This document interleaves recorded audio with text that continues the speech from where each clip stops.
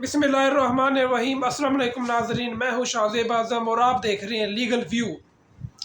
नाजरीन, हमारी अदालत ने कल ही एक फ़ैसला तहरीर किया है सिंध हाई कोर्ट ने कि उसने कत्ल के नामजद मुलज़िम जाम अब्दुल करीम, जो कि नाज़िम जोखियो सिंध का एक कमज़ोर शहरी था, उसको कत्ल करके दुबई फ़रार हो गया था, उसको अदालत ने 11 अप्रैल तक प्री अरेस्ट बेल दे दी है।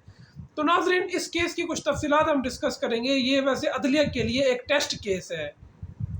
नाज़रीन, नाज़िम जोखियो एक सिंध का एक बेबस लाचार शहरी था। इनका कोई आपस में तनाज़ा था। ये साहब जो थे जाम अब्दुल करीम साहब, ये MNA थे और इन्होंने अपने जो ज़राए हैं उनको इस्तेमाल करके उसको कत्ल करवाया। और कत्ल करवाने के बाद जब मुकदमा दर्ज हुआ, मुकदमे में जाम साहब को जब नामजद किया गया तो ये साहब जो है ये फ़रार हो गए दुबई में। तो काफ़ी अर्सा ये दुबई में रोपोश रहे। जब अदम एतमाद की वोटिंग हो रही थी, जिसका एक एक वोट अहम है, जब जरदारी साहब को इनकी ज़रूरत पड़ी तो जरदारी साहब ने भी एक धमकी अमेज़ लहजे में इनको तलब किया पाकिस्तान, और इनको ये वार्निंग दी गई कि अगर ये पाकिस्तान ना आए वोट देने के लिए तो इनके खिलाफ अदम एतमाद आर्टिकल 63A के तहत इनके खिलाफ कार्रवाई की जाएगी और इनको नाअहल करवाया जाएगा। तो नाज़रीन, जब ये साहब दुबई से आए तो इनकी दीदा दलेरी देखे, ये इनको दुबई में बैठे हुए इनको ज़मानत मिल गई। यानी एक तो ये कत्ल के मुलजिम में है और कत्ल में नामजद है ये शख्स, लेकिन इनको दुबई में बैठे हुए ज़मानत मिल गई। हालांकि हमारे कानून में CRPC में ये साफ लिखा है कि प्री अरेस्ट बेल सिर्फ उसी सूरत में मुमकिन होगी जब मुलजिम खुद अदालत में पेश होगा। और ये तो वैसे कत्ल का केस था। कत्ल के केस में तो प्री अरेस्ट बेल का सवाल ही पैदा नहीं होता, ज़मानत का सवाल पैदा नहीं होता। सिर्फ 5% चांस होते हैं ज़मानत के कत्ल के केस में, वो भी अगर कोई मज़ीद इन्वेस्टिगेशन की ज़रूरत हो, और वो भी कोई एक अच्छा एक जिसे कहते हैं एक कोई अगर कोई टेस्ट केस आ जाए या कोई इसी किस्म का कोई एक मुनफरिद केस आ जाए तो उसमें ज़मानत हो सकती है। ऐसे तो ज़मानत हो ही नहीं सकती कत्ल के केस में। हम सारा दिन अदालतों में इस तरह के केस देखते हैं, हमें तो आज तक कोई ऐसा केस नज़र नहीं आया कि जिसमें कोई एक शख्स बिरोन मुल्क बैठे बैठे ज़मानत हासिल कर ले। और जब ये शख्स पाकिस्तान पहुंचा तो जरदारी साहब को ये चाहिए था कि इसको गिरफ़्तार करवाते, इसको कानून के सामने खड़ा करते और इसके जो वारंट है वो जारी हो जाते और इसके जो प्रोडक्शन आर्डर है वो स्पीकर साहब जारी कर देते, ये शख्स वोट दे सकता था। लेकिन नाजरीन, ऐसा नहीं हुआ। जरदारी साहब ने बाकायदा प्रोटोकॉल के साथ सिंध पुलिस का एक बाकायदा दस्ता भेजा एयरपोर्ट में और पूरी सिक्योरिटी के साथ, कि क्योंकि पहले वो शेख साहब ने बयान दिया हुआ था कि जब ये शख्स एयरपोर्ट पर उतरेगा तो इसको गिरफ्तार किया जाएगा।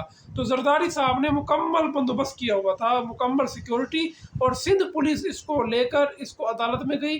अदालत में इसकी केस की समाअत हुई और जो नाज़िम जोखियो उसकी जो अहलिया है, उसकी जो बेवा थी, उसने रो रो कर खुद फरियाद की, लेकिन अदालत ने उसको ज़मानत पर रिहा कर दिया, प्री अरेस्ट बेल दे दी।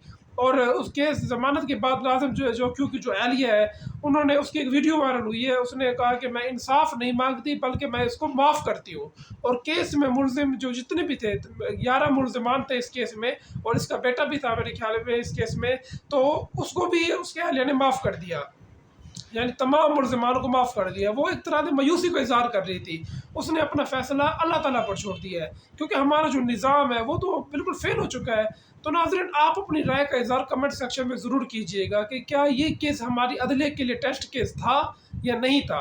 हमारी अदलिया चाहती तो इसको एक टेस्ट केस के तौर पर ले सकती थी, लेकिन अभी भी वक्त है। 11 अप्रैल तक इस शख्स को ज़मानत पर रिहा किया गया है, लेकिन 11 अप्रैल को जब केस लगेगा तो अदालत मुलज़मान का बयान लेगी, और अगर फ़र्ज़ किया अदालत इंटरफेयर करती भी है तो नाज़रीन फिर भी मैक्सिमम ये हो जाएगा कि जो प्रोसिक्यूशन है, जिसने ट्रायल करवाना है, तो वो तो सिंध की है, प्रोसिक्यूशन सिंध की है, और सिंध पुलिस जो है वो जरदारी साहब की वो शहीदी पुलिस है, और उन्होंने ऐसा कोई बयान देने नहीं है। मतलब पहले जो मुलजिम था उसने अहलिया के ऊपर वो ज़ोर ज़बरदस्ती की, उससे बयान लिखवाया है, और उसके बाद जो अगर फ़र्ज़ किया अदालत इसको मुस्तरद भी करती है तो सिंध पुलिस की मर्ज़ की दवा है, वो भी तो ये काम कर सकती है, पुलिस के ऊपर भी तो एतबार नहीं है। तो नाज़रीन, सुप्रीम कोर्ट को इस केस में इंटरफेयर करना चाहिए और इस केस को बाकायदा कराची से इस्लामाबाद मुंतकिल किया जाए। जिस तरह जरदारी साहब का जाली बैंक अकाउंट केस मुंतकिल हुआ था, तो इस तरह इस केस को भी कराची से इस्लामाबाद मुंतकिल किया जाए। अगर ये केस कराची में रहा तो इसका तो अल्लाह ही हाफ़िज़ है। तो नाज़रीन, मैं उम्मीद करता हूँ कि आज की वीडियो आपको पसंद आई होगी। मेरी इस तरह वीडियो देखने के लिए मेरे चैनल को सब्सक्राइब कर दें। मिलते हैं अगली वीडियो में। अल्लाह हाफ़िज़।